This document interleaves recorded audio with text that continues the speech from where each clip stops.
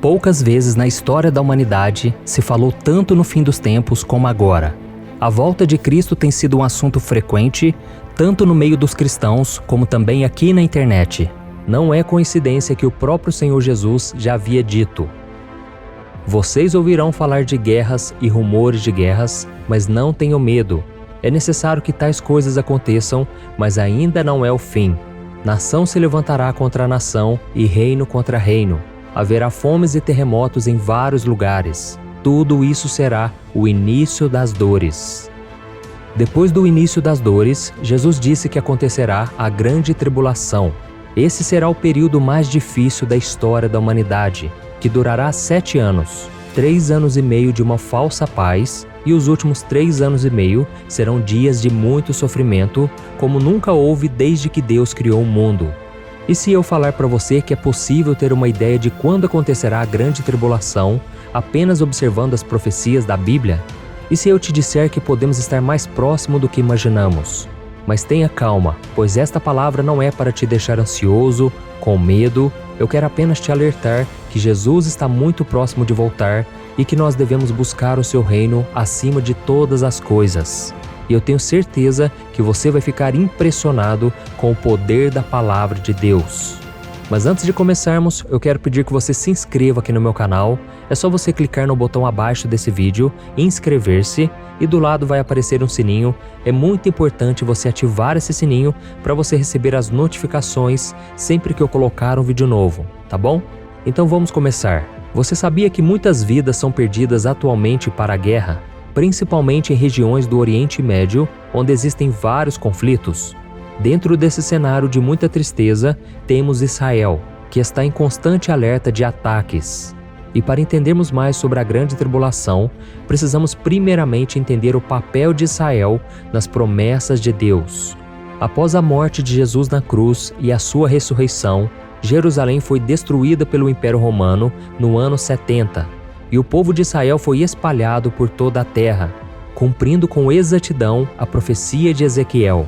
Veja o que está escrito: "Farei de você uma ruína e a tornarei desprezível entre as nações ao seu redor, à vista de todos quantos por você passarem. Você será motivo de desprezo e de escárnio, e servirá de advertência e de causa de pavor às nações ao redor, quando eu castigar você com ira, indignação e violência. Eu, Senhor, falei."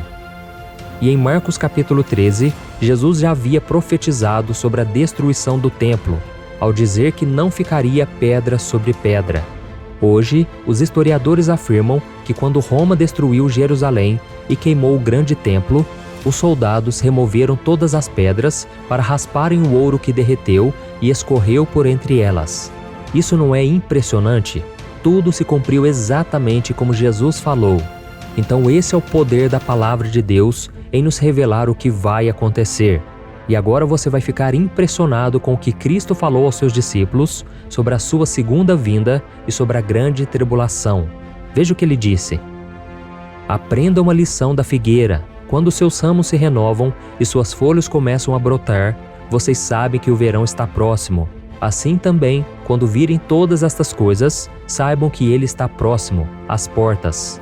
Eu lhes asseguro que não passará esta geração até que todas essas coisas aconteçam."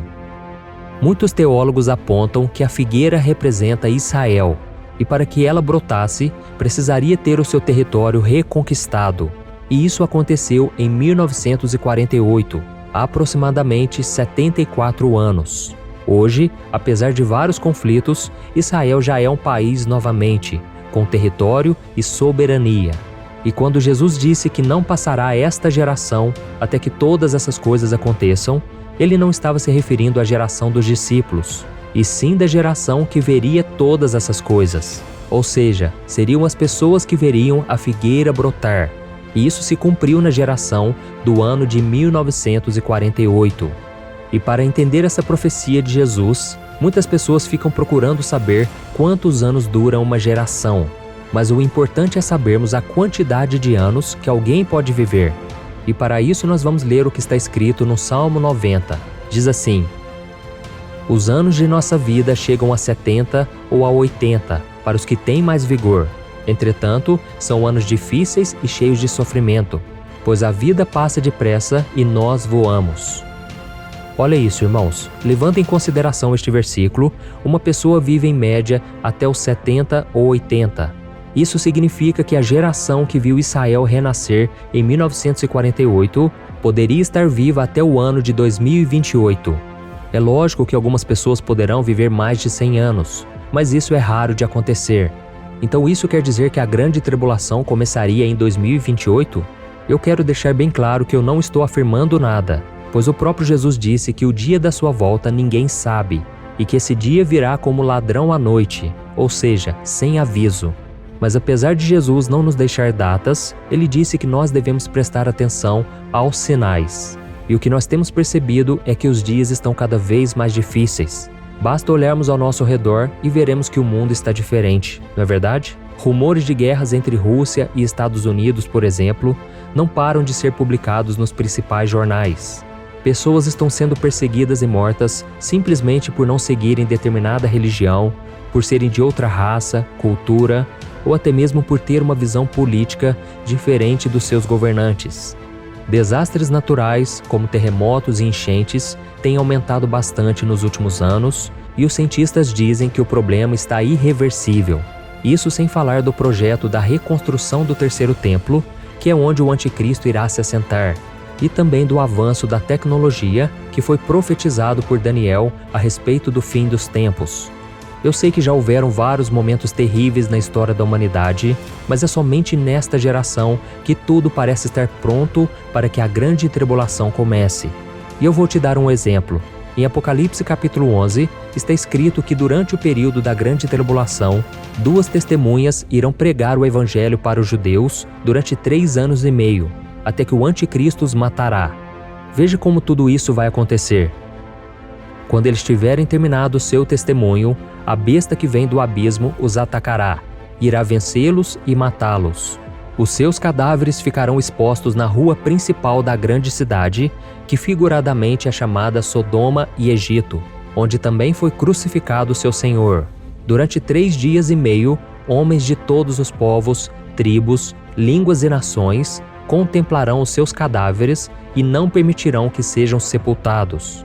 Os habitantes da terra se alegrarão por causa deles e festejarão, enviando presentes uns aos outros, pois esses 2 profetas haviam atormentado os que habitam na terra.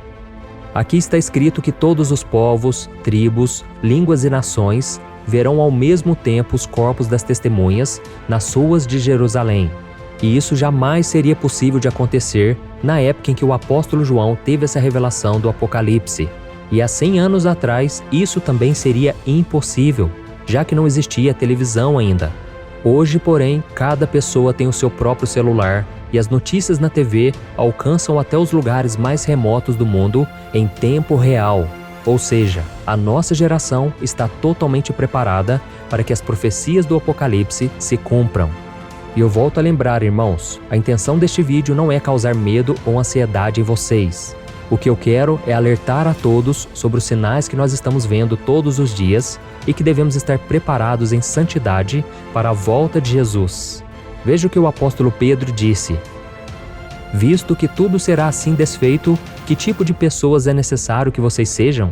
Vivam de maneira santa e piedosa, esperando o dia de Deus e apressando a sua vinda. Naquele dia, os céus serão desfeitos pelo fogo e os elementos se derreterão pelo calor. Todavia, de acordo com a sua promessa, esperamos novos céus e nova terra, onde habita a justiça. Portanto, amados, enquanto esperam estas coisas, empenhem-se para serem encontrados por Ele em paz, imaculados e inculpáveis. Quem crê em Jesus como Senhor e Salvador deve buscar uma vida de santidade, ou seja, deve abandonar os seus pecados e tudo aquilo que o afasta do Senhor. A Bíblia diz que nós somos salvos não pelos nossos méritos, mas pelo sacrifício de Jesus pelos nossos pecados. E quando nós cremos nele como Senhor e Salvador, nós somos perdoados, salvos e temos o nosso nome escrito no livro da vida. Amém? Por isso, meu irmão e minha irmã, não espere que venha a grande tribulação para que você se arrependa. Hoje é o dia para você se arrepender e tomar a sua decisão de seguir a Cristo. Não espere as coisas piorarem para você dar valor às coisas mais importantes. A sua vida é muito preciosa e Jesus não voltou ainda porque Ele deseja que mais pessoas se voltem para Ele. Por isso, atenda ao chamado do Senhor e você não precisará temer o futuro. Amém? Eu sou o pastor Antônio Júnior. Se você gostou dessa mensagem, compartilhe no WhatsApp, no Facebook. Vamos espalhar a mensagem de Deus, ok? E não se esqueça de se inscrever aqui no meu canal e eu te espero no próximo vídeo. Que Deus te abençoe.